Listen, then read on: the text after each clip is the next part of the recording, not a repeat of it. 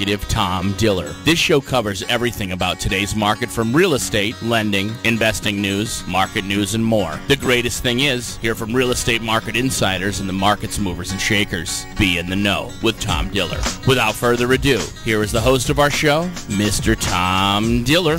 Good afternoon, everybody. This is Tom Diller, and you're listening to KQCK Live in beautiful Santan Valley. A nice toasty 79 some odd degrees, I think. It's 73.7 right now. It's been an amazing day. 73.7. Got to have the 0.7. That's important. Absolutely. You got to be correct. You know, when you're doing the news, right. It's got to be perfect, That's right? Well, you know what? Today we have a couple of huge guests. My gut tells me about 600 pounds total for the two of them.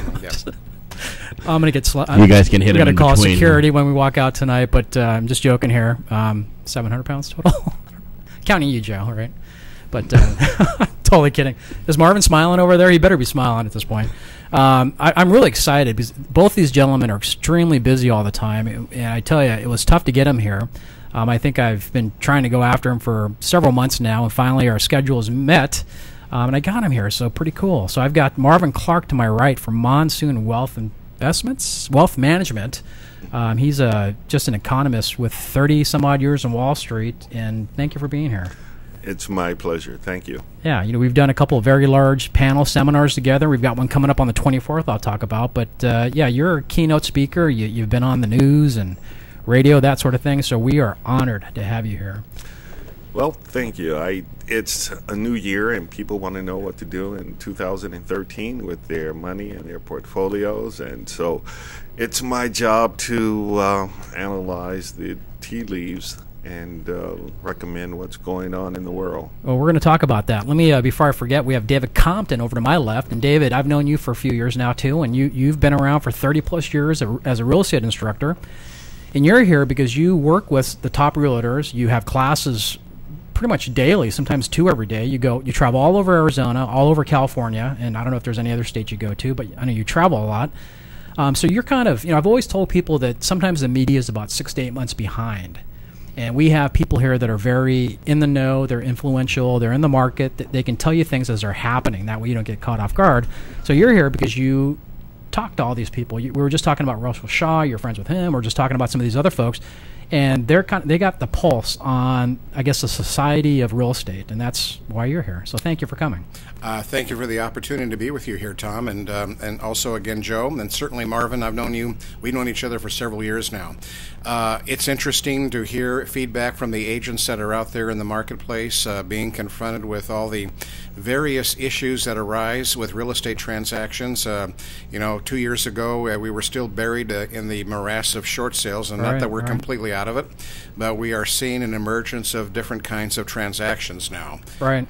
Right. We'll talk about that too. But before I forget, the phone number to call in, and we encourage your call-ins, 480-745-1033. Again, that's 480-745-1033. You can also chat, and there's a little chat feature on there. We already have a few people chatting, so that's cool. Thank you. Appreciate all the listeners out there. And Marvin, let's start with you. The title of the show is The Economy of Buying and Selling. That's kind of a spin on what if you don't have money to buy and sell today? Maybe you do. Maybe it's other places. It's not liquid. Let's talk about the person who has nothing, no money right there, except for maybe a few bucks. Where would you put that money to start making that thing grow, to parlay that into more money? Well, if you have a few dollars, what you need to do is come up with a roadmap to save and accumulate. A lot of people think that money has some type of magical power, and it really doesn't.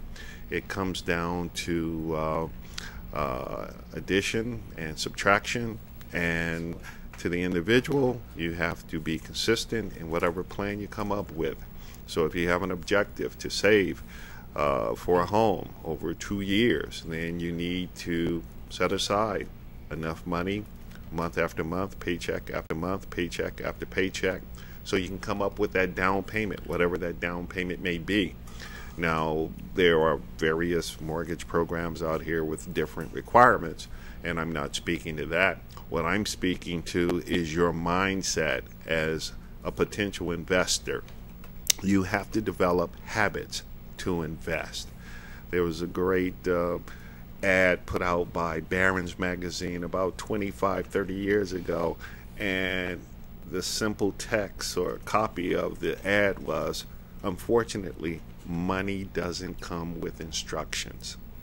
And so no one can tell you how to invest money, surely not money. But what you have to do is take pen and paper and put down goals and objectives and then figure out how to get there. And then once you get there, you can invest and choose your game of preference, whether it's stocks or real estate or precious metals or what have you. Let's just say it's you and you've got $10,000 in your pocket, but you really want to put down $30,000 on a house. What would you use? Mr. Marvin Clark. Actually, why don't we take one step back? Tell us your background. I alluded that you've been on Wall Street for 30 years. I know you're very prolific in the market. Tell us a little bit more about your background, and let's jump into that $10,000 nest egg. Sure. Well, I became licensed in the securities industry in 1983. I fell in love with the stock market in 1981, and it took me about 2 years to figure out how to crack the industry.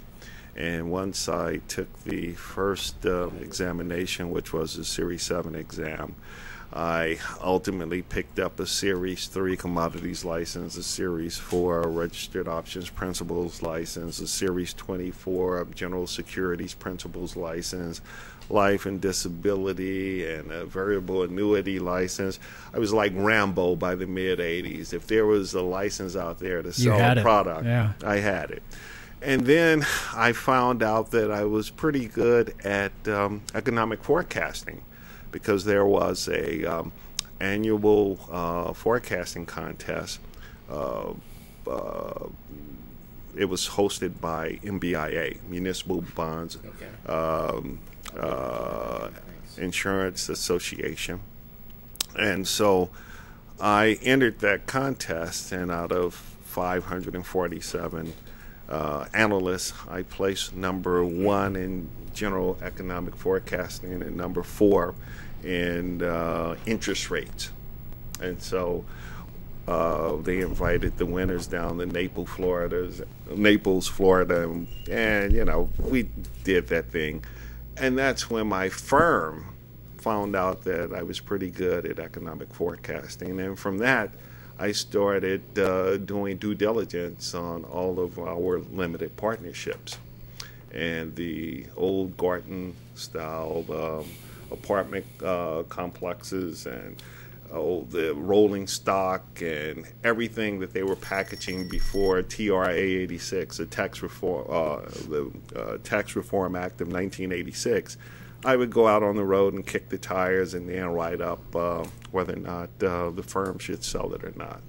So that was my back.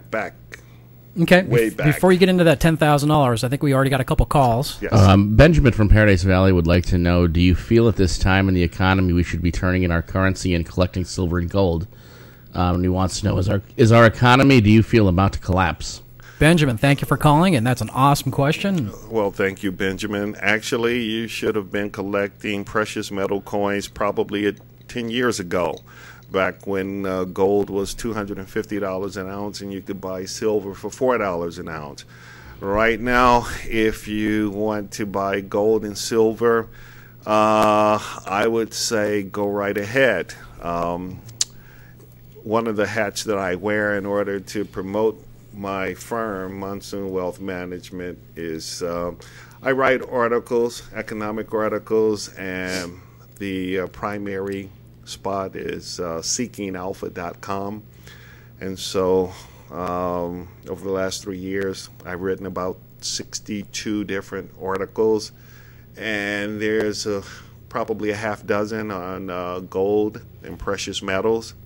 One is entitled Buy Gold at $1,300 an ounce. Remember, 4 years ago, you told me to take all my money out of the bank and buy gold. 4 years ago. And I think within 6 months, gold doubled or something. Oh, sure. And literally. I mean, literally. Did I you remember listen, him Tom? Marvin, no, I didn't. I'm sorry. That's okay. You still have time, because another article I wrote was entitled Will Gold Hit $5,000 an ounce? and I wrote that about 2.5 Where's it at years today? ago.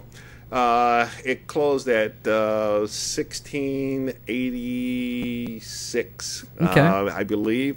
So there's still a lot of room to move. What about part two of his question? Where Sure. is the economy gonna?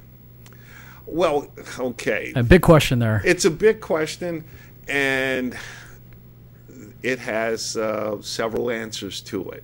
Yes, no, or maybe. Well, I'll tell you this. Even if it collapses, who's going to tell you? The mainstream media? You think you're going to hear it on CNN, CNBC? So if it collapses, then how will you know? And that's why you have to read between the lines and take a look at what's going on in terms of currency debasement, the currency wars that are breaking out across the world. You saw recently that Germany, they demanded their gold be repatriated from both France and the U.S. You have the new Japan Prime Minister, Abe.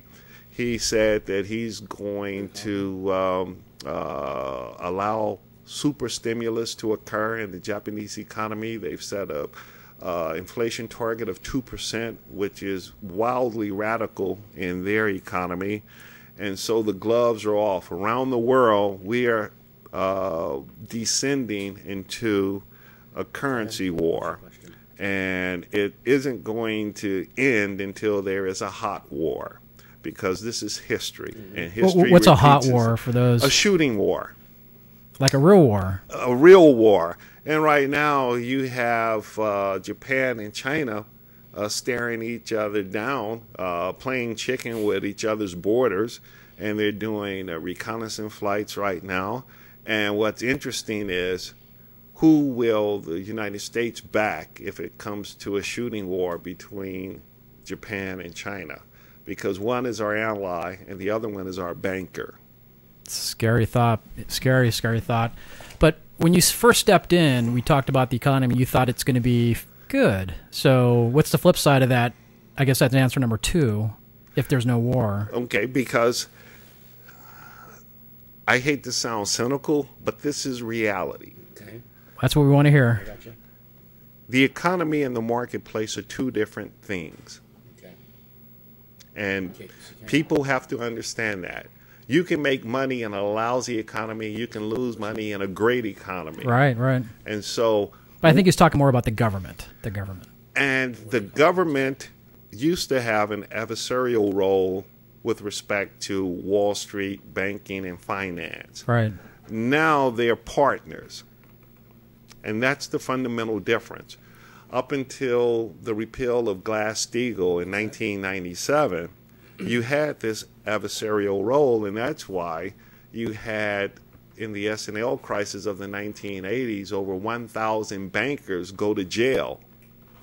And after we created the Resolution Trust Corporation, the RTC, to sweep all the bad S&L loans into this grave and bury them and then lock up all the bankers, that was the last time the banking industry said we were going to be opposite the government.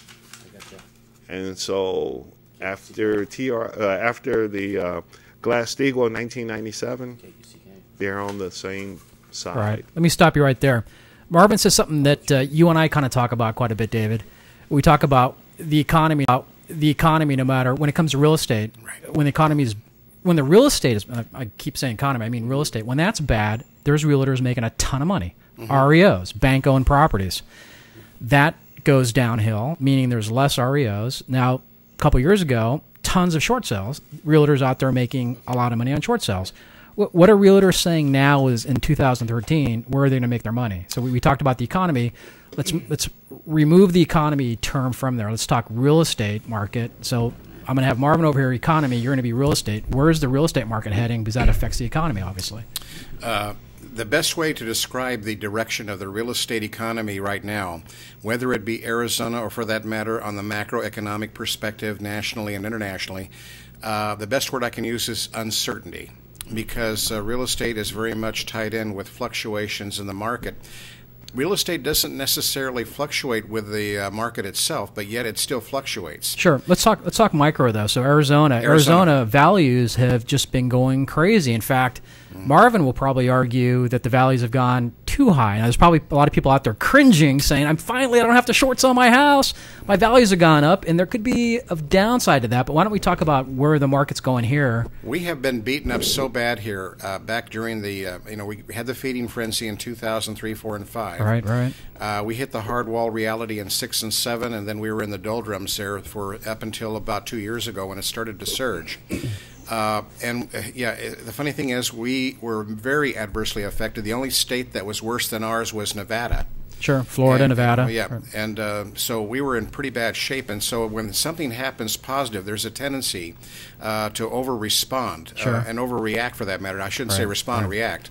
And a lot of agents right now, they're if I'm a trainer, and if I would have told them 2 years ago, you need to concentrate on accumulating your inventory of listings, they would have thought I was smoking something. But sure enough, today we have an acute shortage of inventory that's priced under $300,000 here in the Valley. We have less than a 3-week supply. On the other hand, if you look at the properties that are in the upper 6-figure ranges and then into the $1 million range, year supply, half a year supply. I think $1 million plus 3 to 5 years. Well, so you have that kind of fragmentation of the market, and many agents are very flummoxed by what direction they should go. Now, of course, certainly we still teach them that they should go out and try to secure inventory, but yet at the same time, many are speculating that the inventory is somehow or another, this can't continue, that the inventory is going to spike. It may spike simply because lenders are going to start playing catch up with the foreclosure. Well, plus, doesn't it hold true that if the values are going up, more inventory come on the market because people are going to be able to sell the home that they think they shouldn't be in because their interest went up. Now, before you finish your thought there, we had like 7 calls come in. Okay. Let's grab at least 2 of those before he gets some more calls, and we'll jump back into you, David. Jennifer M. from Briar, I believe she said Briar, West Virginia, says, are we talking about a revolution? Do you believe this is possible? Why should we even worry about real estate if that's the case with your prediction?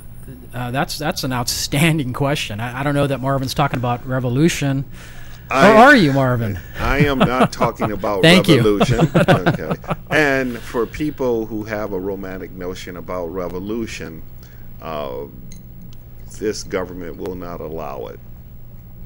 And I know that people think that the Second Amendment gives us a right to challenge the government when we find out that the government is no longer doing our bidding, but in reality, the government has predator drones. They have sound cannons. They have the law on their side. And we have moved way past challenging a government with just our passion and our muskets and our AR-15s. You can't even buy those anymore, by the way. It's not realistic for that type of revolution to occur in America. There has to be a different type of revolution, but it will not be one with arms. Write your senator. That's the way to do it. Another call? Ted Mason, Des Moines, Iowa, says, are there any banks we should be worried about at this time dealing with that you know of?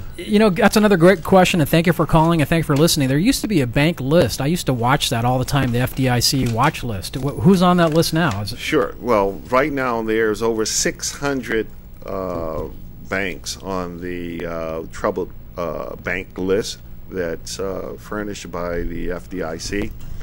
However, all the banks you should worry about, but that's exactly why, with too big to fail, they are not going to go out of business. We live in a very artificial economic system now. Our ecosystem that was destroyed in 2008, it's been replaced by an unnatural ecosystem. And when I say that it's been destroyed, you can talk to anyone who was in real estate in 2008. How many deals did they close in October of 2008? What's your question? None. And that's because that's when our financial system collapsed. Okay, what's your Money could not move around. And from that point forward, the government, they instituted guarantees, give backs, clawbacks, everything they could to resuscitate this financial system, and that's why we still have microscopic interest rates. So being on the FDIC watch list really doesn't mean all that much in today's economy. No, because what will happen is the banks that will go out of business, and every Friday, that's when the FDIC... Right, they come knocking on the door, and they take over Exactly. they review everything. Usually, it seems like nowadays that small regional banks, not Right. for there to be a bank run or anything, but that gentleman who called in, you can go right They to the pick and FDIC choose website. which banks they want to close. You can go right to the FDIC website and take a look at their... I used to look at it all the time, but I stopped doing that because I feel things have turned around quite a bit. And Right. And the reciprocal of that is the banks that the government will not let go out of business Sure. are Bank of America, Wells Fargo, Citi, Chase. Chase. Yeah. Okay. A lot of banks like that. Right. The big banks, they really are too big to fail because, like I said, the government are their partners now. Right. We were talking about the luxury homes. How's the banking industry affected that? Is the reason why those things aren't selling is because there's not financing to buy those super duper jumbos? That's a big part of it. There are a lot of several factors that are causing the luxury home market to be where it is, which is stagnant. Or even in some cases non-existent, Tom. First of all, the jumbo financing, which, and super jumbos, which was fairly abundant during the feeding frenzy. Sure. The analogy I've always used is the entire world of real estate finance was drunk, and the subprime loans were the cocktail of the moment. Okay. And after the hedge funds jumped into that marketplace where they were packaging CDOs, collateralized debt obligations, collateralized mortgage obligations, well, the market blew up, and in the process, the secondary market for jumbos fell apart too. Today, jumbo financing is very difficult to find. It's out there, but you have to really look high and low to find it. It is typically done by private money. It is not done by institutional money. That may change over the next couple of years as the secondary market gets back to stability. But there's a time lag there, so that's one reason they're not selling. Another big one, though, is while we've seen appreciation in values of the properties priced under $300,000, we're still seeing actually depreciation in many homes in the upper price ranges, and many buyers are wondering, what if I buy this house and it continues to drop in value? Well, that makes sense because the marketing time, a healthy market's what's 3 months or less. So when you're talking year plus 3 year marketing time, it seems to me that there still could be a drop in value. And we're just talking the super luxurious homes. We have a couple more calls there. You want to... Yes, we have Billy Rowe from Phoenix, Arizona says, do you have a prediction on how long we should expect these unbelievable rates? That's an outstanding question. We question. talk about that quite a bit and certainly have to have a crystal ball, but talk about the economy of that. Why would the rates stay this low, or why should they go higher, or vice versa? Well, it's been announced by Ben Bernanke that he's They're going to keep rates low through 2015. Rates will remain low. And so that's why... 1 to 2 point fluctuation, or they're going to stay right where they're at? No, it'll stay right where it is. The Feds are in complete control of where interest rates are. And when I give my presentation that's, more macroeconomic, I explain to people that it's good for people looking for mortgages, but you're ripping off Grandpa and Nana, because the people who retired and who used to put $100,000 into a bank and earn 5 or 6% on a CD, they're getting a quarter point. They're getting a quarter point. So they've taken a 90% pay cut, and that's okay because the banks, they need this cheap money that they get at the discount window for zero. And then they can run out a mortgage at 2.5% or 3%. They can make a tremendous amount of money on it. It keeps them solvent, and even more importantly, the federal government interest payments do not rise, because right now with our annual deficit, we're paying over $200 billion a year in interest payments. Let's stop there. So back to the question: are the rates going to remain low? Is that good or bad for us, or is it needed? Is it just necessary? It's good for real estate investors. And I say that kind of sarcastically because, of course, it's good because it's cheap money. It's easier to buy homes, that sort of thing. But there's no such thing as a free lunch. Cheaper money. Okay. Yeah. It's cheap for some person and it's dear to someone else. On the other end, gotcha. Exactly. Gotcha. A couple more calls. And we do have some more calls, and I just want to let those of you know that are calling in.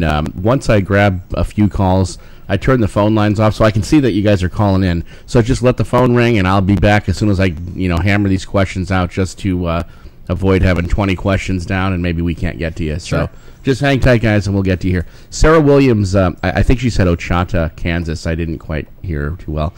Is there a best place to live as far as across the board, cost of living, taxes, things like that, that you know of, a best place to reside? Well, I can jump in on that. As far as there have been many statements about the Midwest.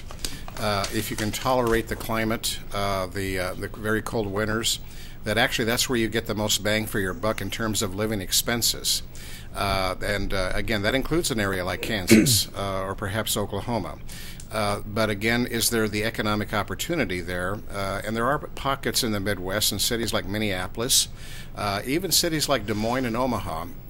There are opportunities, for employment that where you can make a fairly decent living.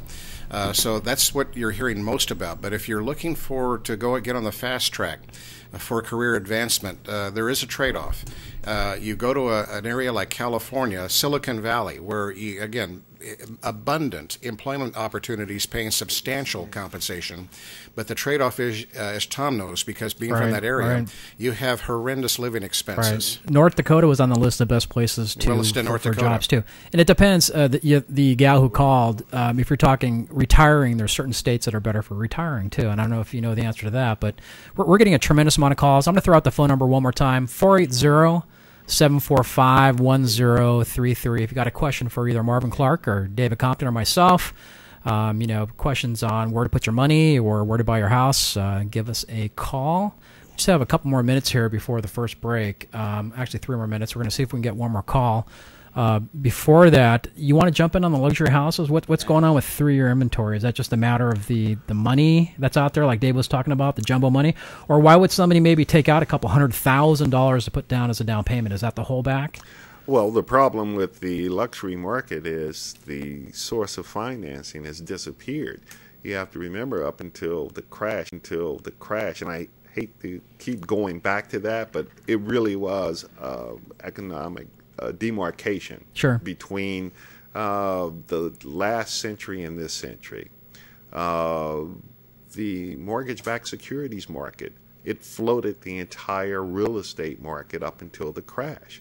And so any real estate that you wanted to finance in a transaction, it could be had. Today, luxury home financing is only found in like private banking areas. Right. I mean, back then, M&I Bank could do dirt to construction on luxury homes, right? They're gone, right? They fell because they were doing tons of those. Because if they did it, if they signed that contract at 10 o'clock in the morning, by 2 o'clock in the afternoon, it was going into some portfolio. They got their money back, right? Chase plus profits, Morgan, plus points, plus fees, back-end yield spread premium. A couple more calls, or Joe? Yeah, we have. This is a weird one, something I've never heard anything about, but not that I would hear anything about this. Mark from Plymouth, Mass. says, have you heard about the real estate vending machines where people will be able to do transactions on the internet or like a Redbox, supposed to be fully implemented by 2017? I've only heard different kinds of online trading for real estate. I haven't heard specifically of those. That's unique. The real estate vending machine. I like that. Wow. And I have to say that's the first I've heard of it. I have heard of some online innovations for trading real estate online that may very well become a reality here in the latter part of this decade. Yep. We're going to go to break in just a second here, but when we come back, why don't we talk about how to break into that luxury market? There's other types of financing I know you wanted to talk about. There's seller carryback, leases, things that used to happen back in the 80s or what have you are now happening again. Yes. So there's other opportunities to buy these properties are out there, even maybe perhaps 401k money and some other innovative money's out there. In fact, we have a caller that's going to be calling pretty soon. Ralph Lou with Investments Alley for Newport Beach will be calling us in just a few minutes here. But let's go to break. I want to thank everybody for listening. This is KQCK Live, In the Know with Tom Diller. We'll see you in about 90 seconds. Hey, Tom, think about this on the break, would you? Yep. How the heck do they get the houses in those machines? That's That's what I don't understand there. a good question. We'll get right Thank you, back Joe. to you. All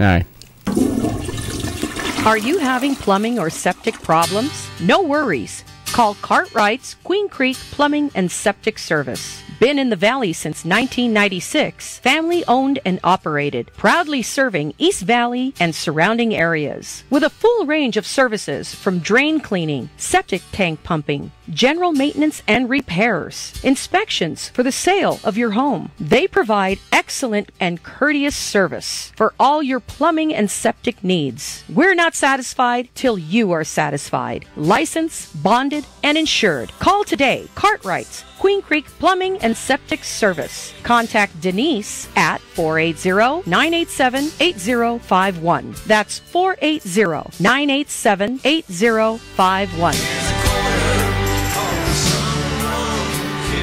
Are you ready to start taking control of your future and maximize your earning potential? Central Arizona College has smaller class sizes and personalized attention to help you compete in today's tough job market. CAC now serves Santan Valley and Queen Creek. The CAC Santan Center is located in the shops at Copper Basin on Hunt Highway, behind Barrow's Pizza. Stop in and see how taking classes at CAC costs a fraction of a state university, and your credits can transfer. So, if you want to earn real money, you need to learn real skills at Central Arizona College. Enroll in classes today by calling 480-677-7825 or visit www.centralaz.edu or call 480-677-7825 or visit www.centralaz.edu. Central Arizona College, your way.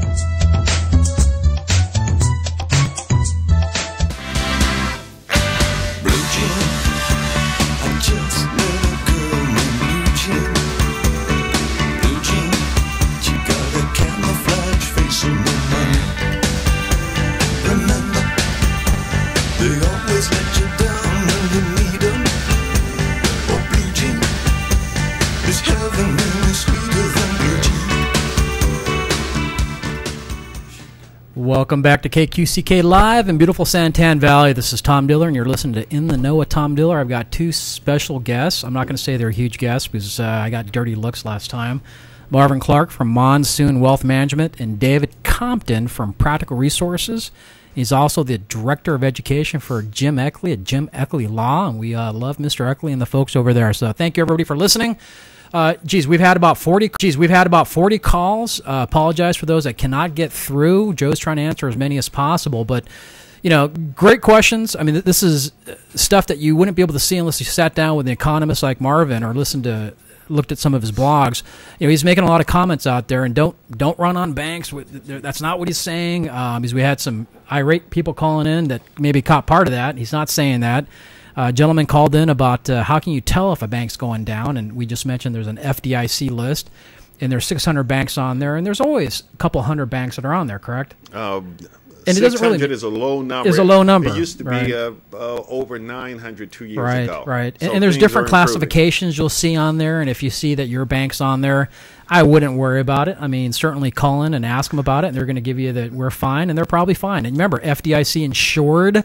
Sure. So, and keep in mind that every account is insured up to $250,000. So you can have more than that in the bank if you have it under like your name, your spouse's name. Oh, sure. You can daisy chain it there where you can have a regular account, then a joint account, then IRA, a 401, a spouse. Yep. You could daisy chain over $1 million in accounts at banks. Right. Thank you for bringing that up. I guess I brought that up, but thank you for jumping in on that.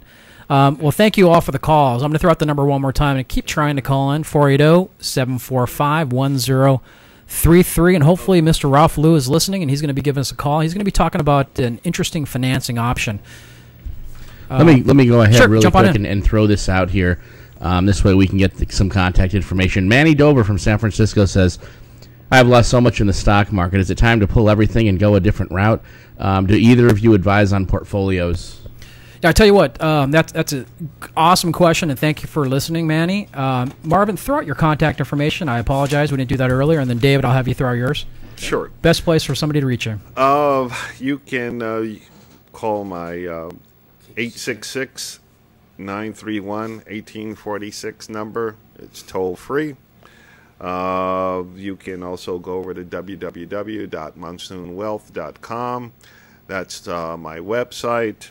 And you can always send an email to Marvin at monsoonwealth.com. And if you just want general information, you can send an email to info@monsoonwealth.com. Okay. That's kind of a wide open question there. Tired of the stock market, where would you go? Well, here's the thing. You can't make just a rash risk-on, risk-off decision, because there's going to be 2 points in the future in which you're right and you're wrong. So it's an emotional thing that you've gone through, losing money, but before you just make a rash decision to take everything out, what you want to do is take a deep breath and then say, okay, here's where I am. Now, where do I want to go? And what's the best route to get there? That should be the basis of your conversation with an advisor or whomever you speak with in terms of investing. We are not in normal times. And when I say normal, I try to tell people that the world that we grew up in, the post-World War II world, that world, it's dissolving primarily because the men who put it in place, they are dead or dying off. And now you have a brand new generation of leaders, and they want to design their own treaties. They want to create their own borders. And so that world that we've grown accustomed to since World War II, it will be erased. It's inevitable. So you have to learn how to embrace change. Awesome, I like that. All right, let's jump on to we've got a couple of chat questions out there, and I do have some more phone stuff going on here. But let's jump on to a question here. There are some predictions that values are anticipated to rise up to 13% in 2013. What are your thoughts on that? Let's throw that over to David first. What are you hearing out there? What are you seeing? Well, what we're seeing is essentially, if you go all over the nation, it's all over the place. Let's talk Arizona. Is that in Arizona? Chat person? You know what? I don't know. Oh, let's just talk Arizona. I would say what so, are we looking though. here? Yeah. Yeah. Arizona is expected to have probably the largest appreciation rate in single-family homes that it's had since 2006. And as far as what the numbers have been forecasted, they range anywhere between 5% on up to, I've seen them as high as 20%. That would be amazing. And I'm going to let you rebut that with, is that too much of an increase? But before we get into that, want to mention something. We have an event that actually Marvin Clark is sitting on this panel on January 24th, which is this coming Thursday, in Glendale at the Thunderbird School of Management. You probably can't see this that I'm holding up here, so I shouldn't be holding it up anyways. But Thriving in 2013, we have the Commissioner of Arizona Real Estate, Mrs. There Judy you go. Lowell. You got a camera straight on now. Judy Lowell. Actually, they still can't see it. No big deal. A panel, Jim Eckley, real estate attorney, very highly regarded real estate attorney. Marvin Clark, as I mentioned. Paul Valentine, who's a tax attorney with Arboleda Breckner. David, we have David Compton there. We also have Tina Tambor with the Cromford Report. And you've probably seen on the news Mike Orr from the Cromford Report. Tina works for Mike Orr, and they come up with all the stats and the trends for Maricopa County. We'll be talking about all those numbers. This is open to anybody. Certainly it's made for realtors and lenders, but if you're an investor looking to buy homes, want to just meet people that are movers and shakers, we're going to have movers and shakers there. We're going to have about 20 other industry vendors. Chase Bank will be there. So if you're listening, big hello to Chase Bank. My company is going to be there. First American Title will be there. First American Title, First American Home Warranty, the Hispanic Association of Real Estate Professionals. So a lot of people there. It's only $25. It's 4 hours, because certainly you can't go through this information in an hour. And no, guys, that when you go out there, you're going to see Tom. And I'll be out there, too. And, you know, wherever Tom goes, you can pretty much expect that's where the movers and shakers are going to be. If there's another event going on the same day, it's a no-brainer. You go to Tom's. Yeah, I tell you. That's where the cool people are, right? Yeah, we have close to 200 people already registered, and they're all big realtors, lenders, that want to hear what the commissioner has to say, what Jim Eckley has to say, what Marvin Clark has to say in 3 hours. You're getting snippets of him now. You're going to get him for 3 hours. Then we have a tremendous amount of food. And then for those of you out there that are listening that are Geordie lovers, we have Geordie playing the little networking section. So it's kind of cool. So $25. You want more information? I posted it on Joe's Facebook site or KQCK Live Facebook site. Find it there or give me a call, and I'll be happy to tell you about it. So values, if they go up too much this year, let's say, what is too much? 20, 30%? Are we going to get back up to a bubble? Is that possible because we're so low now? Well, yes. That's the short answer.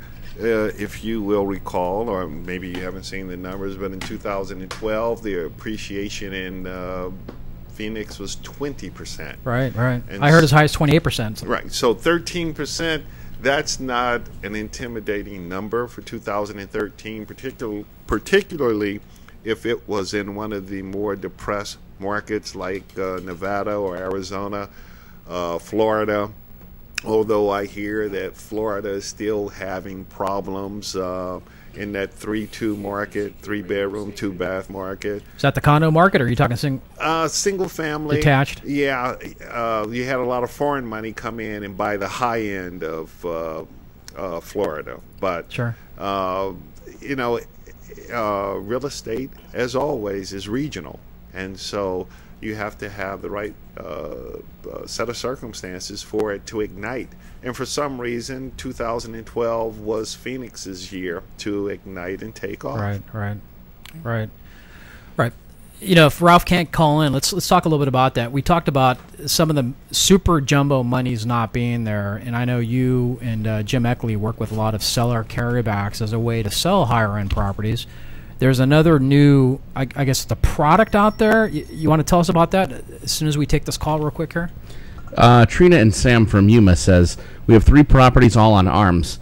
Do you think we'd be good till 2015 then? What is this based on, and why would you be right over some of the other financial analysts, or should we start refis or loan mods?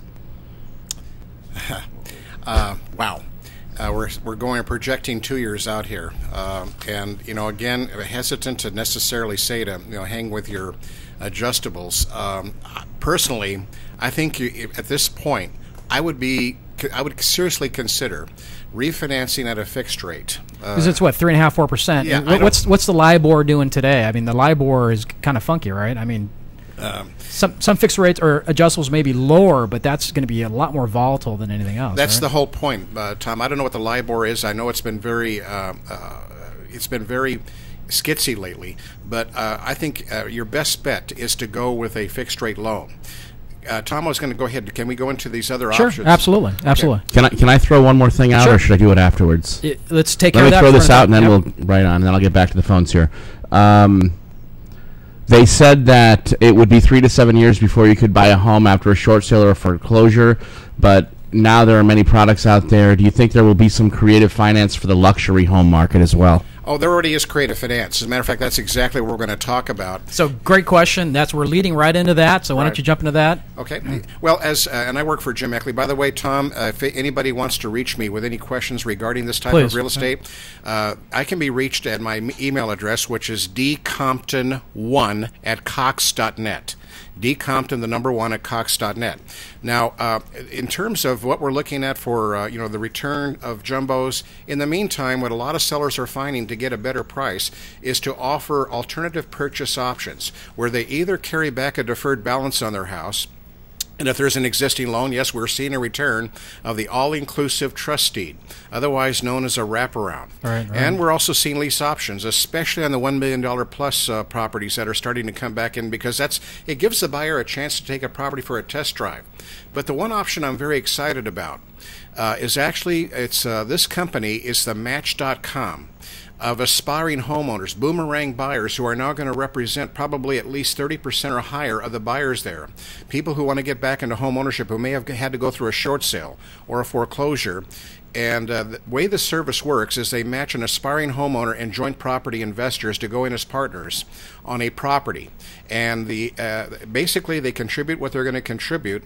An LLC is formed, and they own that asset, that property. When you say when they contribute what they're going to contribute, you're talking about the homeowner or the person buying the house. They contribute what they have, and the investors can contribute the balance. Yeah, let's say you have a $250,000 home here in it Phoenix. needs 20% down, or even 10%. FHA 3.5% down. Sure. So let's say. But in this case here, let's say that they've been able to save $25,000. Sure. Because they haven't made payments for 2 or 3 years.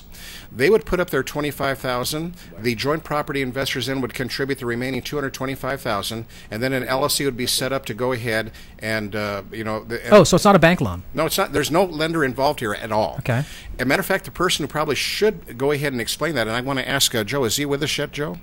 No, not yet. Okay, but anyway, the way it works is then the LLC buys the home for cash. Then the aspiring homeowners take possession of the property. They then rent the property from the LLC. And they pay, typically, in a typical LLC, they would pay maybe 6% per year as net rent. So if it's $250,000, they're going to pay $15,000 a year as rent. If you divide that by 12, I believe it's $1,333. So what's a mortgage payment on $250,000 loan? Well, it'd be $1,330. It's not a mortgage payment. Now, what would the mortgage payment if they went to a bank? It would be probably run around $1,500 a month.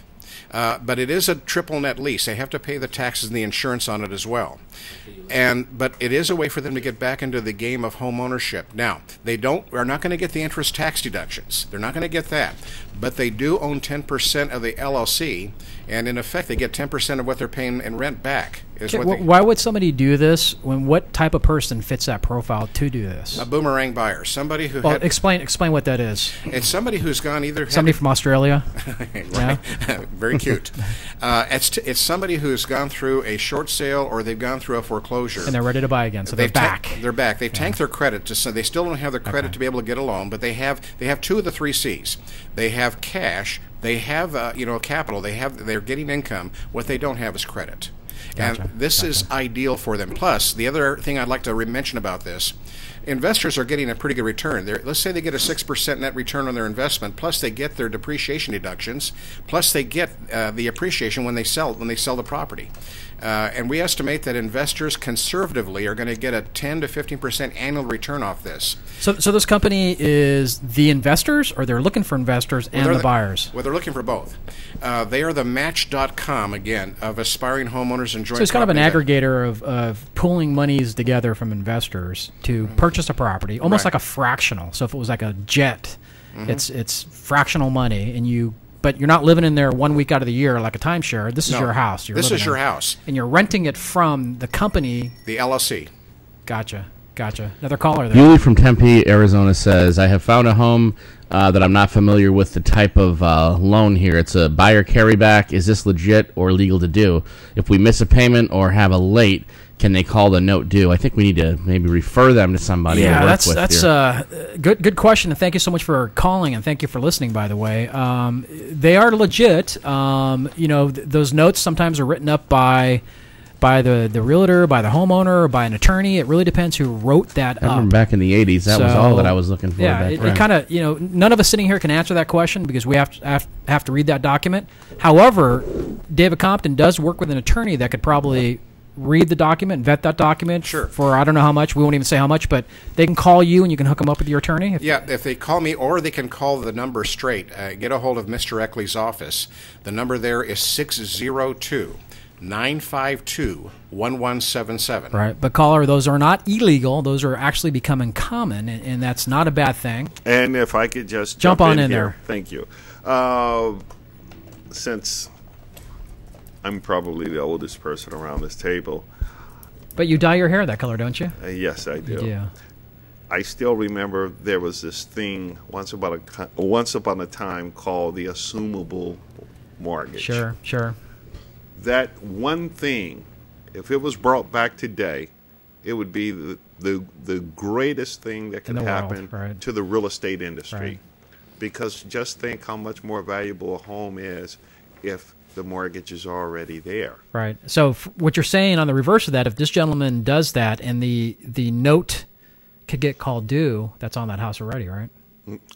Well, don't conflate what you're talking about with what I'm talking about. It's just the opposite of what you're talking about. So I kind of took a stretch there and talked about, I was going to ask David about that too. And let me just say, the reason why you had these carrybacks is because banks, they figured out that, hey, why should I pass up on some money? If I let someone requalify for a mortgage, now I get 2 bites of the apple. Sure. That's the only reason why the assumable mortgage disappeared. Right. And it should come back, because right now we need every creative endeavor to resuscitate the residential residential real estate marketplace. Right. What I was talking about was a due on sale clause. Right. So if somebody, so the DOS, you're familiar with that. So how does that come into play? Right. Not on this instance we're talking about, but on like the gentleman that just called in. Let's kind of expand upon that. Yeah, on a wraparound where you would Sure, basically exactly. It's not an assumption. Sure. It's a takeover subject to an existing loan. Right. It's kind of like subletting an apartment. Yes, and the due on sale clause became the worst nightmare in the early 80s, because at that time you had rates that were escalating 17, 18%. And if you had an existing loan at 10, you'd be forced to rewrite it. Then the lenders would look at that and say, we could loan the money out. Today, with rates low, not likely to happen. But there are other reasons, Tom.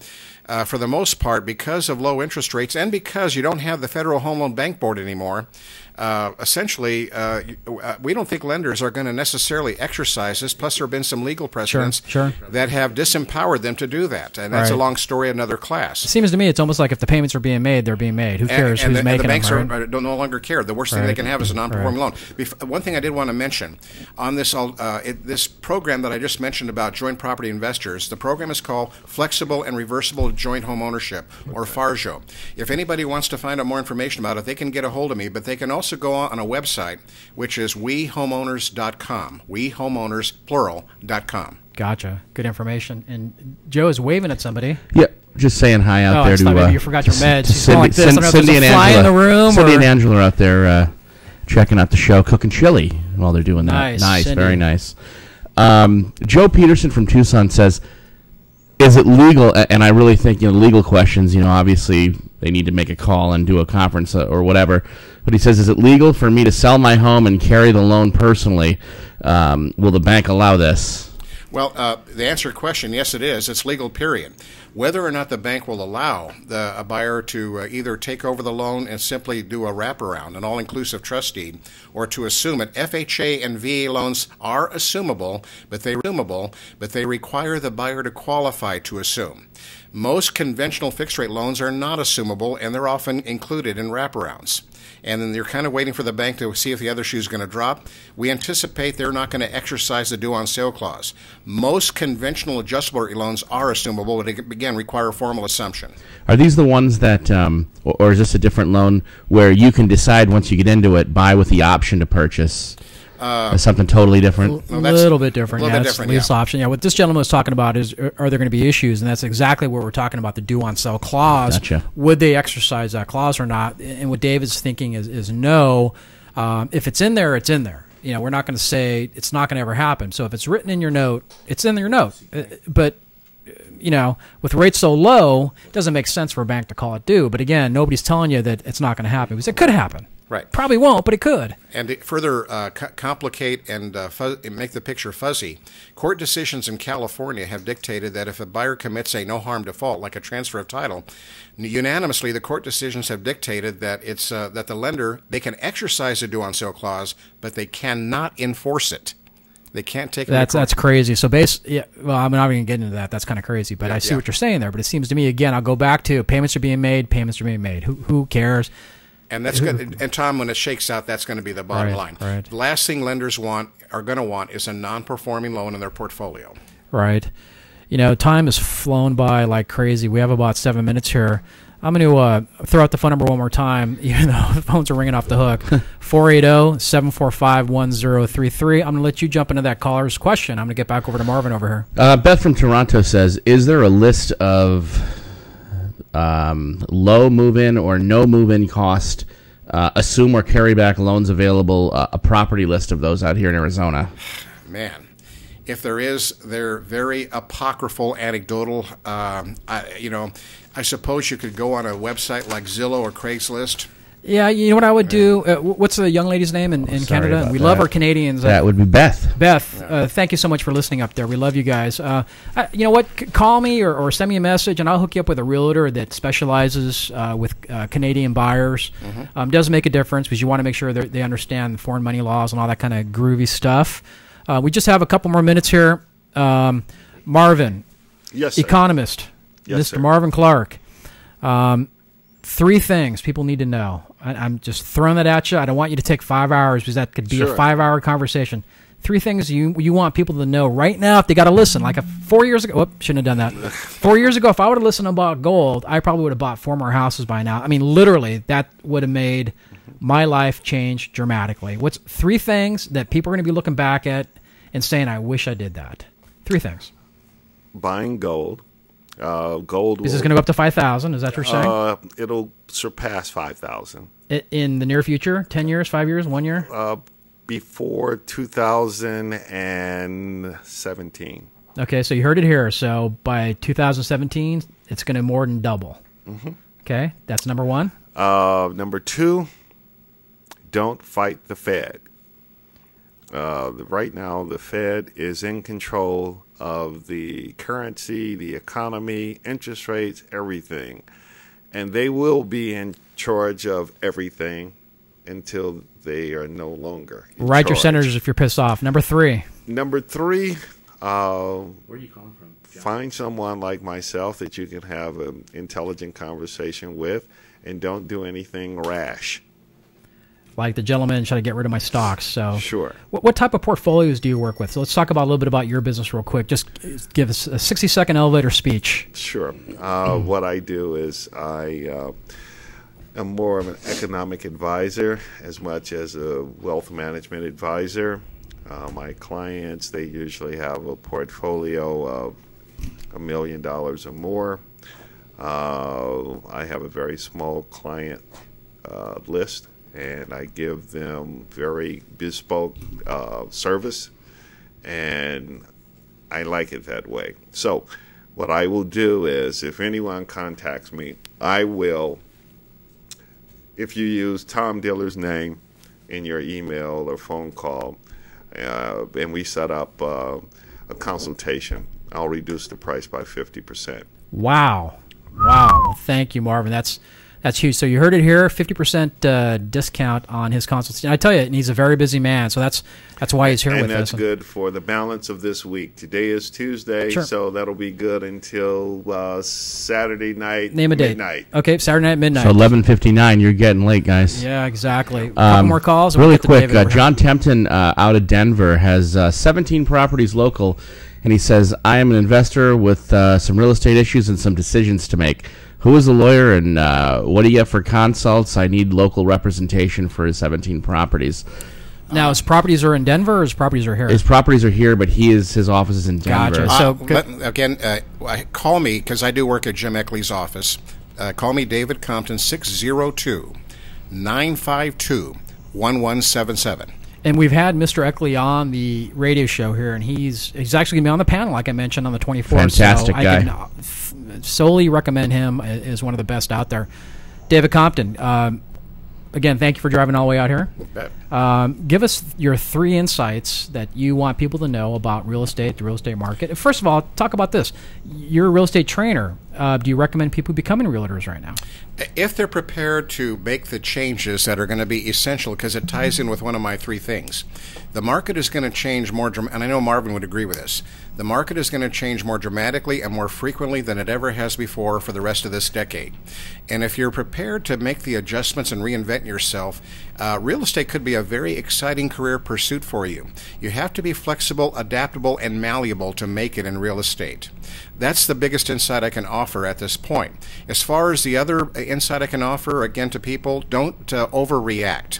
There's a lot of rancor and a lot of effrontery going on with our politicians. And yeah, I get emotions where I want to shoot all of them. Okay. First of all, were all those real words? And by the way, shoot is a figure of speech. Right, exactly. Say that.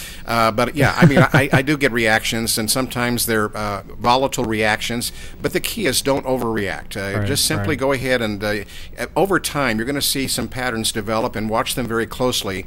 And yes, I would certainly get a consultant like Marvin to also assist me with that. And thirdly, I guess the thing that if you're is when you make a commitment, okay, to whether it's an investment strategy or whether it's a career pursuit, stick with it. And don't let the slightest, if you will, glitch in the market or glitch in your career disrupt you from staying on course. Those are the three things I can offer as a real estate speaker and trainer. Well, I like it. Thank you so much. And you know, it's been an hour, so I want to thank both of you gentlemen for driving out here. Thank you for having me. Yeah, thank you. We'll see you on the 24th. Again, I'm Tom Diller, David Compton, Joe Carrera. I'm with First American Title. I want to thank them for letting me come out here. Scott Goddard, if you're listening, shout out to you. Jeanette Waller, shout out to you. Hopefully we'll see you on the 24th. I want to thank everybody, all our callers from Canada, from all the other states that have called in. You've been listening to In the Know with Tom Diller on KQCK Live. We'll see you next Tuesday at 5 o'clock. Thank you so much for listening. We love you all. When you visit Hill Family Dentistry in Santan Valley, dentist Dr. Tim Hill provides each patient with personalized, gentle care that you deserve. Our entire team